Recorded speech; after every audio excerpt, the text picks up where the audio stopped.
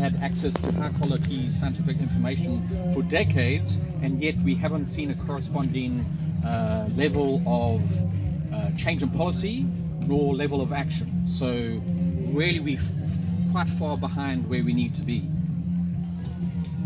And I think a lot of these scientific reports that have been available for decades, you can imagine it's kind of like a pile of papers that sits on a desk, and some politicians may choose to pick up those papers and try to read it.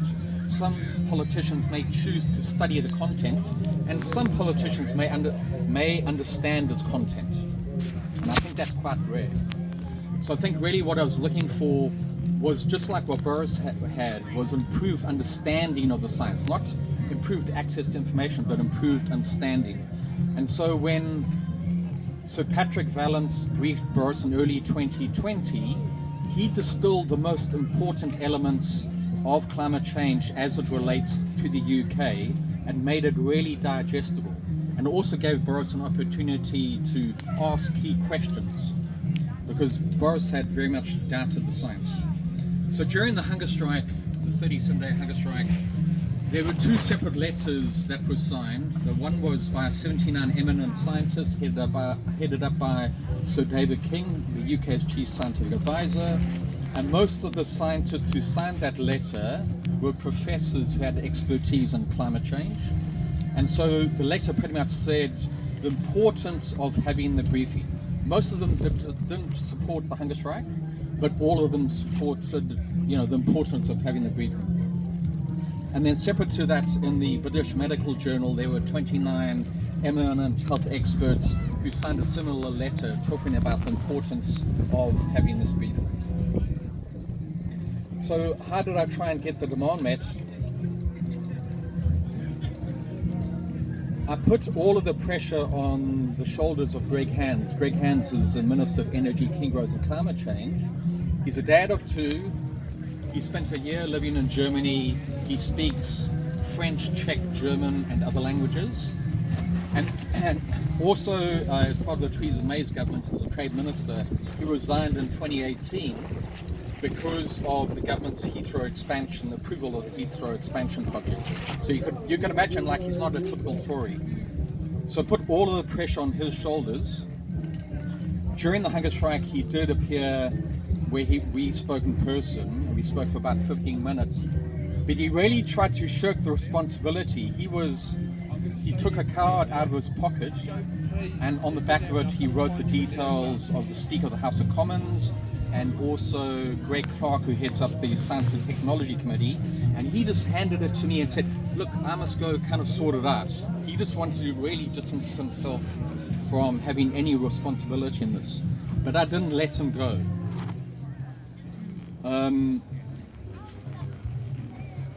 So talking about what the hunger strike was like, it was for 37 days. I went without food. I went without any calories. I was having water, coffee, green tea, peppermint tea, and I had vitamins and minerals.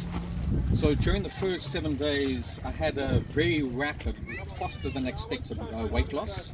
So I lost 7 kilos, which is about 15 pounds. So a really rapid weight loss, and it kind of tapered off over time. And then kind of later on, I was losing about 2 pounds every 3 days. And during the first days, 2 to 4, was when my body went through this fat adaptation process. So it's kind of the body discovers it's not going to get any food and starts relying primarily on fat reserves, and then starts consuming muscle and non-fat, non-muscle tissue. And it's a bit like, it's the most tiring phase of the early part of the hunger strike. So you kind of go through this dip, and then out of that, you regain some energy, and then for each week that passes, I became increasingly drained. So I think an important way to understand it, some people go, wasn't I thinking about food all the time? And you can imagine kind of going without air or going without water, that desperation kind of increases over time, whereas with going without food, it's quite different. But there were 2 separate groups of people during the hunger strike who came along and said they would go and buy a hamburger and bring it back and force me to eat it. There were also other people who walked past and kind of taunted me with donuts and jelly babies. But by then I wasn't really interested in food, so fortunately. So over time I spent an increasing amount of time sitting down and spending less and less time on site. So at night time I would kind of go back to where I was staying. Every day I was there. And I was really busy. I was always interacting with members of the public, and that helped to keep me distracted over the enormity of the challenge that lay ahead. And I think the way I kind of progressed over that timeline, I didn't look at the enormity of what lay ahead. I've hiked many mountains in my time, and I kind of, climbing a high mountain, you don't keep on looking at the summit.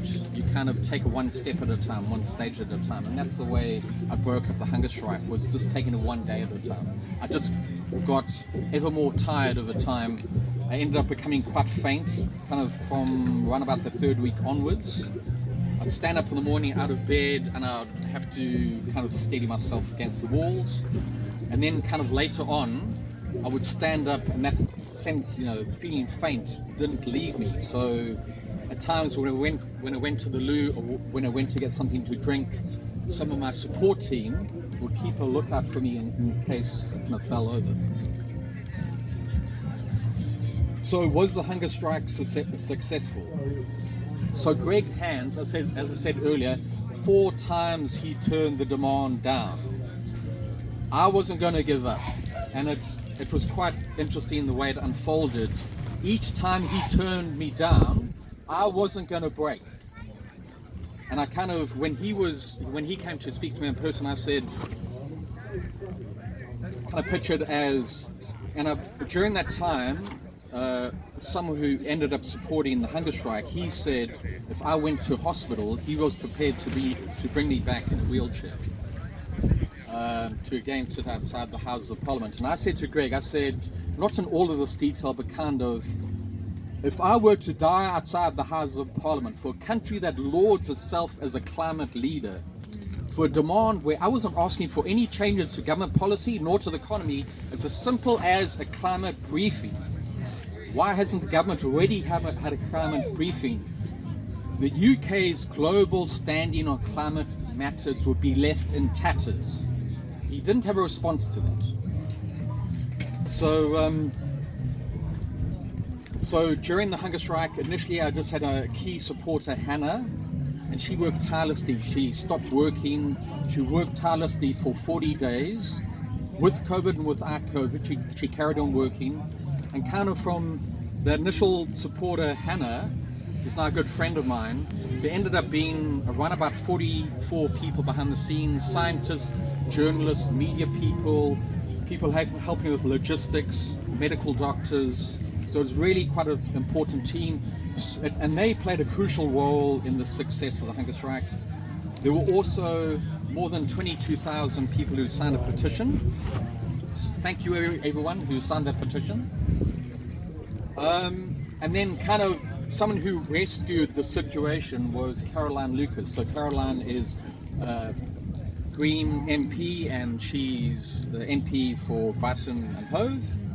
She's an incredible individual, and so she kind of phoned me up on day 37 and said, as she chairs the all-party parliamentary group on climate change and was within her capacity to organise the briefing, so she said if she could organise it, if I would end my hunger strike. So it ended my hunger strike on the day, and it was quite extraordinary. So kind of following on from that key supporter, Hannah, she was insistent that I go straight to hospital. And I was like, no, I'll be fine. She was like, I go to hospital. And so I went to hospital at St. Thomas's, just over the river, where, I'd been stationed at the Houses of Parliament. They wanted to keep me indoors under observation for 4 to 5 days. I wasn't in that at all. They did.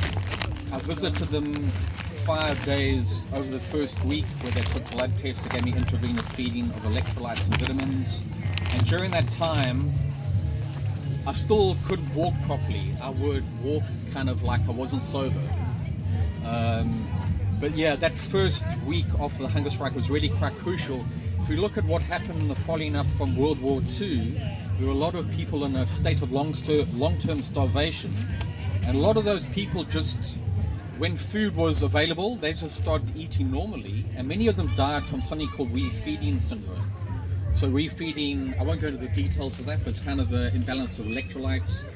People who suffer the worst effects of refeeding syndrome, often they will have heart failure and die. And so I had to be really, really careful after ending my hunger strike. The first day I had about 340 calories, which is like a nibble. The second day like 680, the third day 1000, and so on. It was really gradual. And even having such small amounts of food, my stomach felt like it was going to burst. And on day 10, I think it was around about day 10, I had a bit too much food, and I felt this sharp stabbing pain in my stomach. I'd maybe torn something, but my mental health was really not in a good state, and I was desperate to get away from London and have some space and to reflect on what had happened. So I didn't go to the hospital and have a checkup. I just went and took a train somewhere. That was really, really important for me. So something I didn't really expect. I've got two of my friends had done longer hunger strikes, and I had 42 days and 39 days, and neither of them talked about the impact on concentration and memory. And so I think people who know me, Joe, Mariella and others, said I was quite out of it, and I was confused quite often. I didn't remember things. But slowly over time, it's now been just over 4 months since the hunger strike, I've got most of my physical strength back. Mentally, hopefully I'm good enough to get back into work. Fingers crossed. I'm not sure, but I want to get back into work. So, the hunger strike was successful in that we managed to secure a briefing. The briefing took place on the 11th of July. So Sir Patrick Vallance, the UK's Chief Scientific Advisor, headed up that briefing, but there were 3 eminent climate experts or professors who delivered the real meat of that briefing. They're really, really important. Unfortunately, only about 10% of MPs attended, although the type of meeting it was, and it was an all-party parliamentary group meeting, it was one of the highest attendances that ever had for that type of briefing, that type of meeting. So the briefing is available as a recording online. So what happens from here going forwards? This has started off, hopefully, what will be a series of scientific briefings. What I've heard is that the next briefing is going to be in kind of autumn, also headed up by eminent health experts, and it's going to be covering societal impacts on health. So that's going to be really, really important. And then follow briefings will be kind of the economy and business, and then national security. Hopefully this will be one of many. So yes, a lot has happened over this time. I think I'm largely back to normal, a little bit older for the experience. Yeah, any questions and points, please?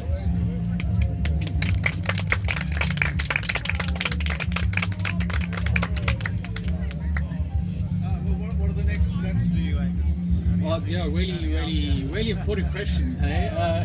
I don't know. I think the breadth of where people can be involved in influencing communities, government, policy, business, it's really, really quite vast. Like, what skills do we have as individuals? We've got certain domains of expertise, all of us. So for myself, I don't know, going forward, I think media is really a target.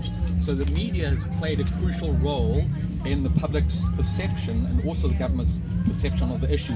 Interestingly, George Monbiot, who's a leading journalist for The Guardian, he signalled out the BBC as playing the biggest role in the lack of action. So that was really, really interesting. So I think I may be involved in targeting the media in future. Will I go on another hunger strike? I don't know, but it may be necessary. And maybe targeting the BBC, maybe targeting YouTube for its lack of controlling the proliferation of science denial on that platform. I think that's really, really important, right? So who knows what the future holds, but I'm not going to stand still. I think I've taken a breather, stepping back for a bit, and yeah, thinking about the future. So really, really thanks for that.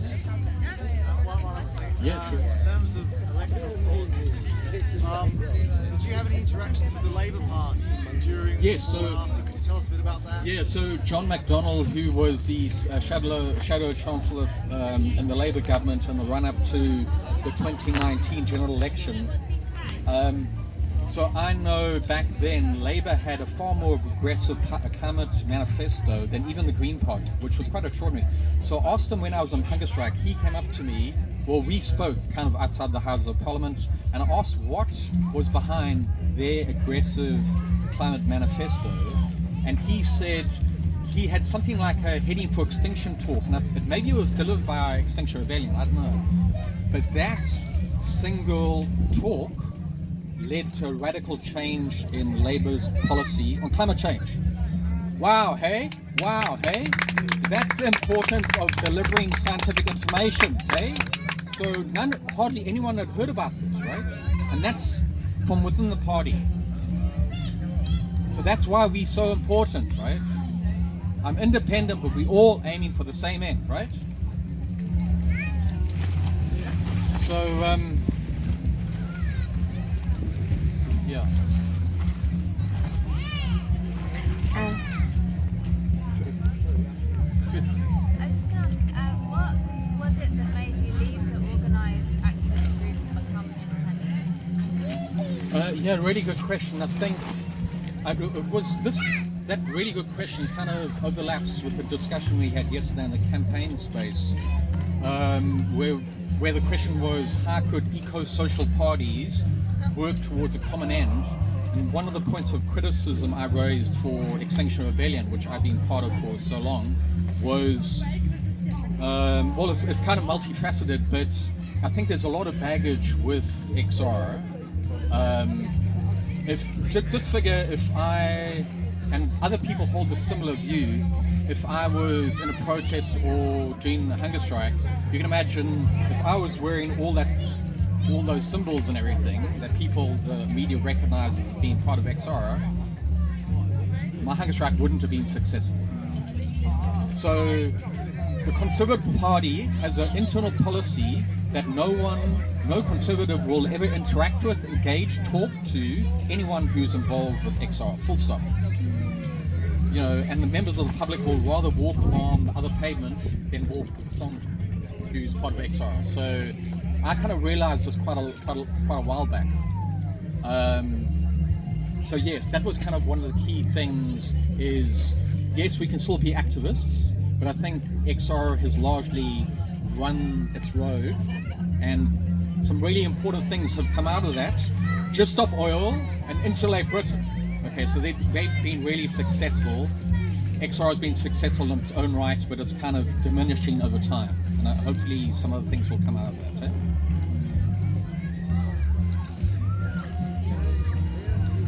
I don't know, maybe there's some ideas in that expression. How there? 30 some days. And where Britain? Yeah, outside the Houses of Parliament. Climate change. Yes. Climate. I mean, I could be concerned about many things, but I'm essentially I'm focused on a single issue, which is having climate change addressed. I find that none of the main political parties will actually address. Let me just Yeah, please.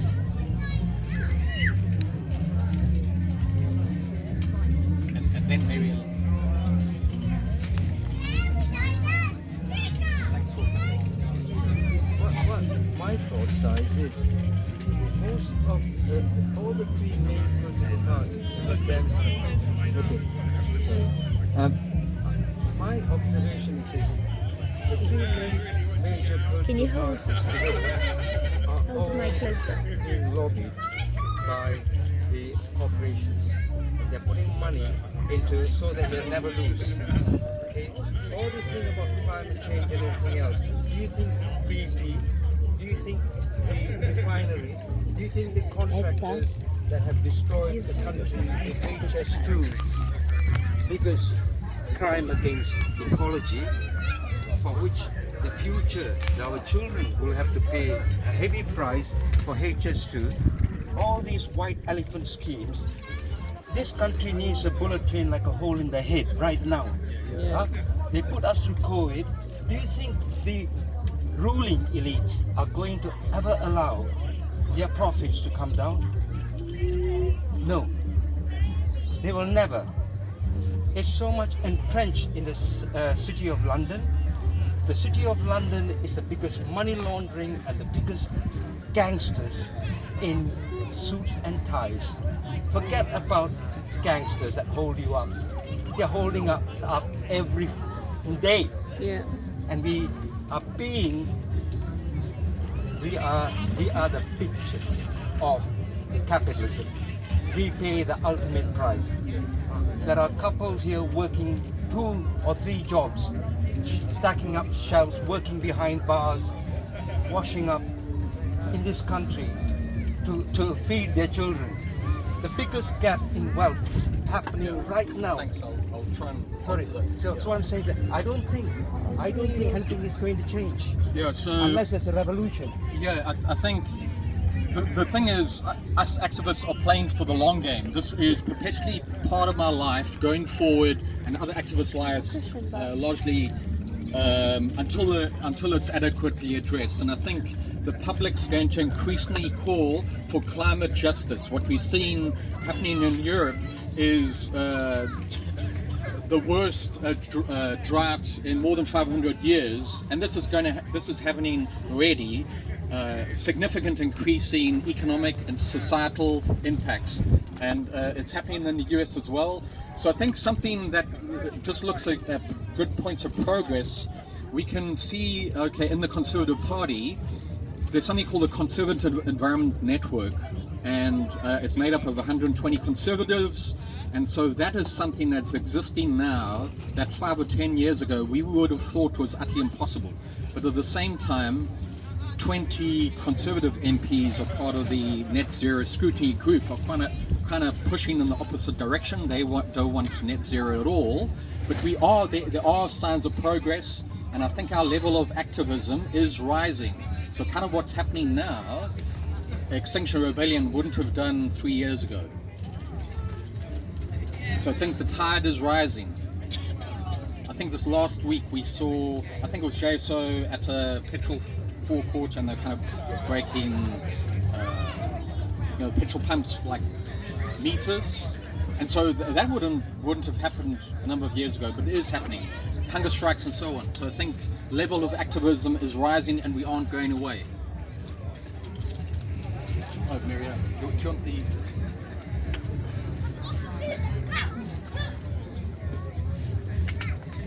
I just wanted to thank you, but also to remind you where I met you and let people know.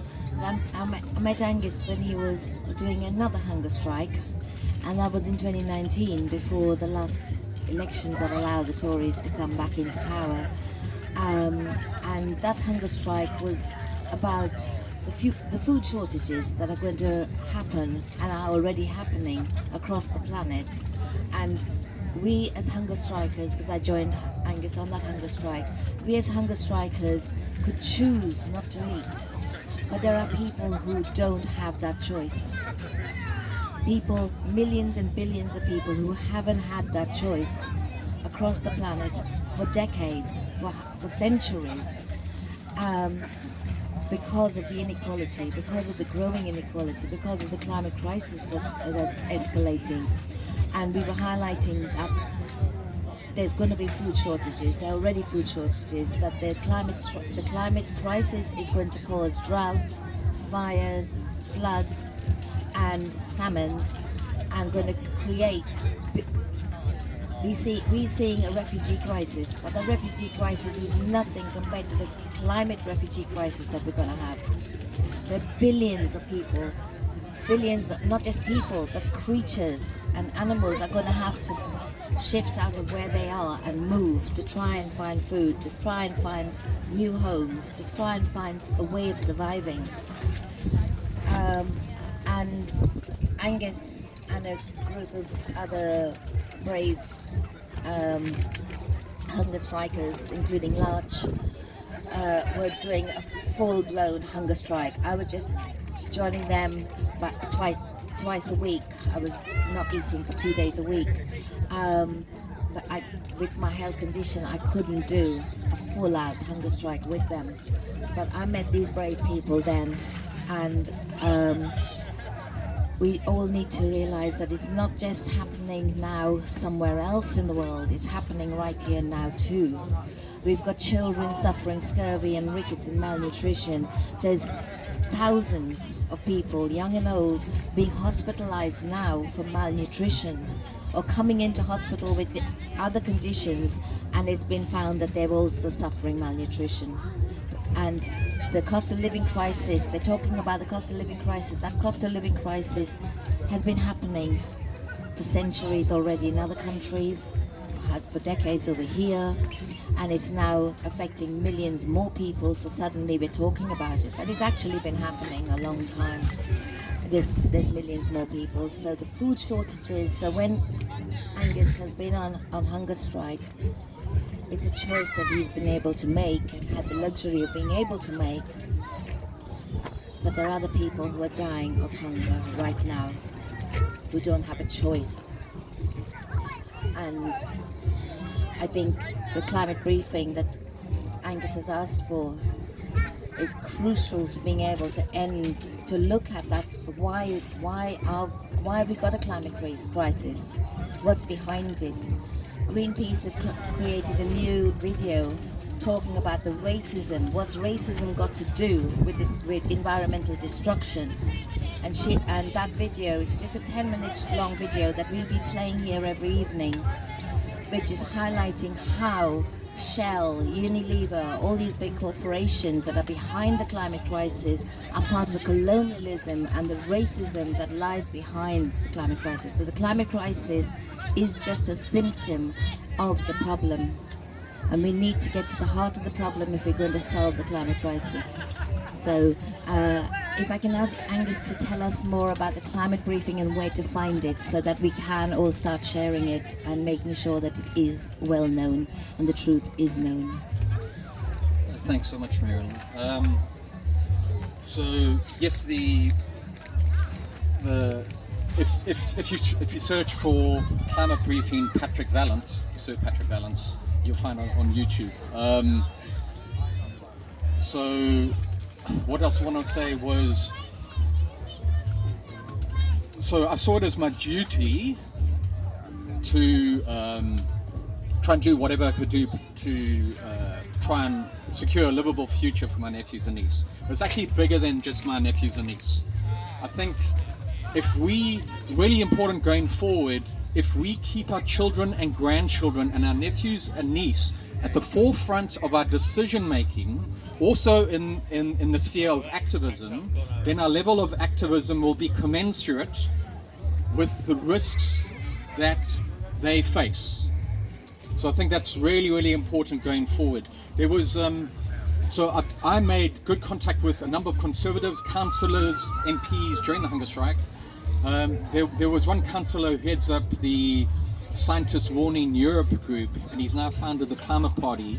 So Ed Gemmell, and he had a dream in 2019 where his then two younger teen kids, son and daughter, his vision was, and he saw it with such clarity during the dream, was it was 20 years later and his kids were grown up and they were wearing army camo and they were fully equipped with armaments, guns, and they were trying to protect their mom and dad from climate breakdown. And so before, Ed was quite unfocused, unconcerned about climate change. In the morning after the dream, he woke up and totally changed his life. Yeah, so he's keeping his children at the forefront of what he's doing even up until now. Any other questions or points? Is anyone doing research on the effects of heat on particularly young children and elderly people in the last, everything's been about cold winter coming. But I spent a month, it's almost like worse than going back in lockdown, in a ground floor room with the curtains closed and only able to use half my room because that's how far the fan reached. And there must be people in houses that were unlivable.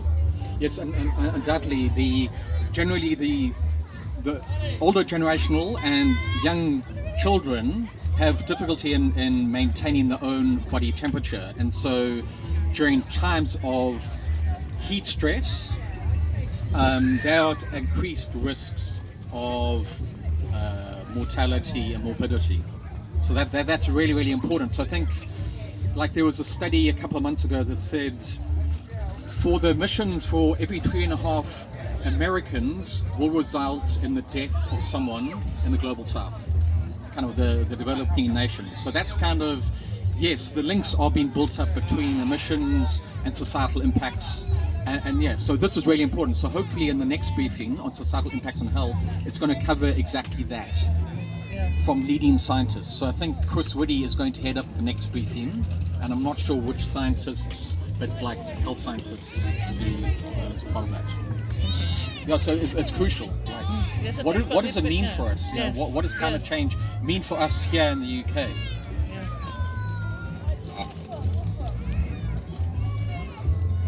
Christian?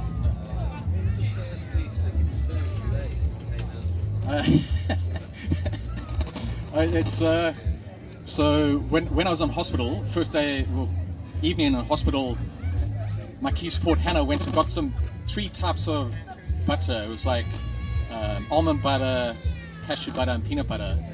And so I was lying on the hospital bed and like had a spoonful of the peanut butter, and it was crazy. I mean, now I'm so used to what peanut butter tastes like. Back then I was like, geez, is that what it is? So it was like extraordinary. Interesting thing is peanut butter is one of the key foods they feed to people in a state of starvation, especially in the global south. So like where there are famines, they will have peanut butter in like these sachets, and they deliver to these impoverished communities, and that's how they're able to build up their health, is with peanut butter. Have you seen that JSO have been saying that the climate crisis is the cost of living crisis? I've seen a bit of that, I think, yeah. So, I mean, it totally makes sense. Because you're asking about what does it mean for the UK, I think it's for the world, that the climate crisis isn't separate from the social crisis and the economic crisis from the establishment crisis. It's all part of it.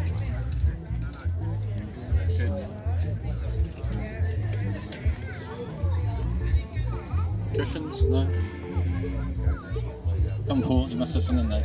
I'm a pedant, so I'm just going to point out that Caroline Lucas's constituency is called Brighton Pavilion. There's a Labour person who holds Hove. It's the local borough that's called Brighton and Hove. Yeah, I wasn't sure of that because I've heard Brighton and Hove used together, and I just thought, Yeah, it's the name of the borough, not the parliamentary constituency.